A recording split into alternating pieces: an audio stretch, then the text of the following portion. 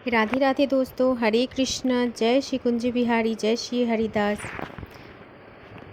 दोस्तों, हमारे जीवन में सिर्फ एक ही सत्य है, जो है ईश्वर।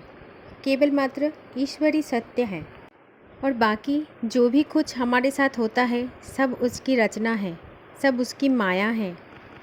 हम तो बस एक सफ़र के यात्री हैं, और इस बात को हम जितना जल्दी समझ जाएंगे उतना ही हमारे लिए सब कुछ समझ लेना आसान है। हम जल्दी ही ईश्वर को भी इस तरह से जान भी पाएंगे। दोस्तों, हमें हमारी अपनी और दूसरों की यात्रा को सुखद करने के लिए सबको हमेशा खुश रखना ही है, और हमें भी खुश रहना है। दोस्तों, आज मैं जो कहानी आपको सुनाने जा रही हूँ, ये एक लड़की की कहानी है। 2017 साल में उस लड़की का फादर का डेथ हो गया था, और आप सभी जानते हो कि एक बेटी के जीवन में पिता क्या होता है। दोस्तों, ये लड़की बचपन से पूजा पाठ में बहुत रुचि रखती थी, नाम जप करती थी, भगवान को पूजा पाठ करती थी, भोग लगाती थी। लेकिन इसका विश्वास को डगमगा तब गया था जब पिता का कैंसर का बीमारी हुआ था। दोस्तों, आमतौर पे जो भगवान का एकनिष्ठ भक्त होती है ना, उनको बस कोई भी दुख आ जाए तो वो सब कुछ छोड़ देती है। उसको बहुत दुख होता है कि मैं भगवान का इतना पूजा पाठ करती हूँ और मेरे साथ दुख आया। जैसे ये इस लड़की को हुआ था, इसने भी वही सोचा था कि मैं भगवान की इतनी पूजा पाठ करती हूँ, फिर भी मेरे पापा का कैंसर का बीमारी हो गया। दोस्तों, जब कभी भी हमारे साथ कोई प्रॉब्लम्स, कोई दुर्घटना होती है तो सबसे पहले हम भगवान को ही दोषी ठहरा देते हैं। तो यही काम उसने भी किया था, भगवान को दोषी ठहरा दिया था।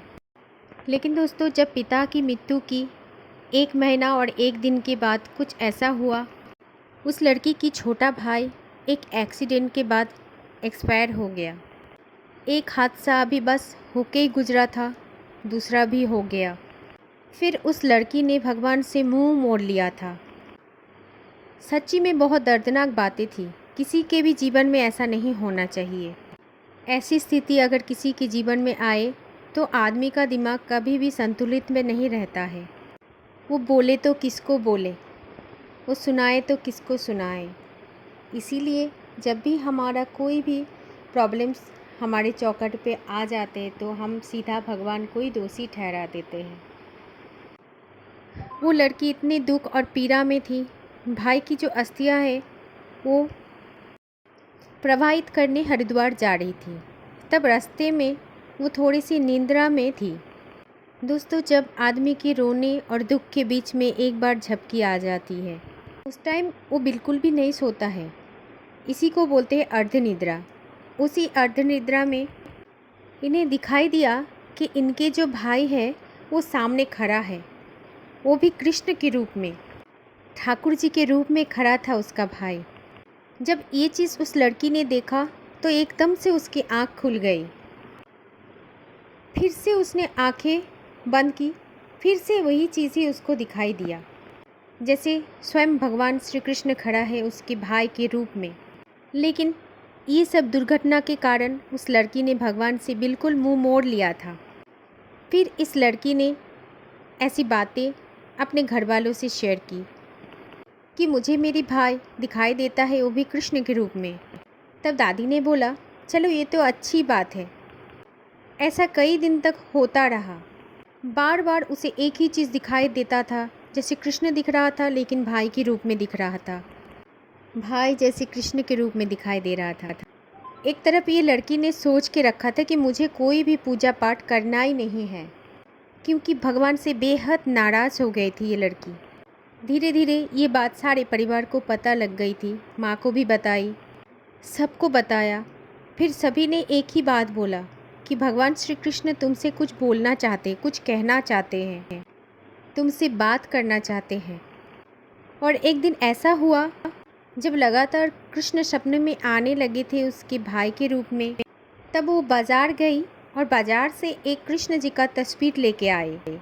लेकिन इनको बिल्कुल भी पता नहीं था कि कृष्ण की सेवा कैसे करनी है, कृष्ण को कैसे घर में रखना है, कैसे पूजा पाठ करना है, कुछ भी नहीं पता था। कैसे मूर्ति का स्थापना करते, ये सब कुछ भी नहीं पता था। जब ये मूर्ति खरीदने के लिए दुकान में गई थी तो दुकानदार को भी बता दिया था, मुझे कुछ भी चीज़ का पता नहीं, लेकिन जो भी चीज़ चाहिए होगा आप वो सब कुछ मुझे दे देना। मुझे भगवान श्री कृष्ण का पूजा करना है, समस्त सामग्री आप अपनी तरफ से दे देना। लेकिन दोस्तों, सच में कोई नियम ही नहीं होता है भगवान को पुकारने में, उसे तो बस प्रेम से बुलाया जाता है। कोई नियम नहीं होता है, जब भी दिल करे, जब भी आपका मन करे तब भी आप उनसे बात कर सकते हैं, वो सुनते हैं सबकी बातें। तो फिर ये लड़की अपने घर में भगवान की मूर्ति तस्वीर लेके आई, फिर भगवान की मूर्ति का प्राण प्रतिष्ठा किया, स्थापना किया और सेवा करना शुरू कर दिया। नित्य भोग भी लगाती थी। इसके बाद जो खाना, जो पसंदीदा चीज़ उसके भाई को पसंद थी, वही चीज़ों का भोग लगाती थी, वही खाना बनाती थी कृष्णा के लिए। ऐसा लग रहा था कि धीरे धीरे वो कृष्ण की तरफ बढ़ रहा था। जब राखी आता था तो राखी के समय मन से एक आवाज़ आता है कि बहना राखी बांधो। उसके मन में हमेशा ये आवाज़ आता था कि बहन में मुझे ये चाहिए, बहन मुझे ये खाना चाहता हूँ। ऐसे ही भगवान इससे बातें करते थे और इस लड़की को लगा कि ये मेरे भाई है, कृष्णा मेरे भाई है, जो मेरे आसपास रहता है, मेरे सामने रहता है। इसका जो भाई है वो मृत्यु से पहले हरिद्वार जा रहा था। इसका मोह कृष्ण से इतना हो गया था, जब इसका भी मन किया कि हरिद्वार जाना है तो इसका भी मन किया कि मैं कृष्ण को साथ ही लेके जाऊंगा, उसको अकेला नहीं छोड़ना है मुझे। वैसे ही कहीं पे भी जाती थी तो हमेशा कृष्ण को साथ ही लेके जाती थी, कभी भी छोड़ के नहीं जाती थी। एक दिन उसने सोचा कि चलो वृंदावन चलते हैं और बांके बिहारी जी का दर्शन करके आते हैं। तो जब बांके बिहारी जाएंगे तो कृष्णा को भी साथ लेके ही जाएंगे।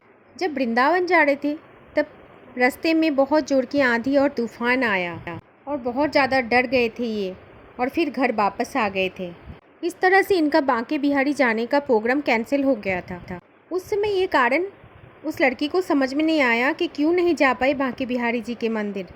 लेकिन जब हरिद्वार जा रहा था तब वो कृष्ण को हरिद्वार ले गए थे। जब कृष्ण को साथ में हरिद्वार लेके गए तभी इनको समझ में आया कि इसका भाई का जो अंतिम यात्रा था वो हरिद्वार की तरफ था।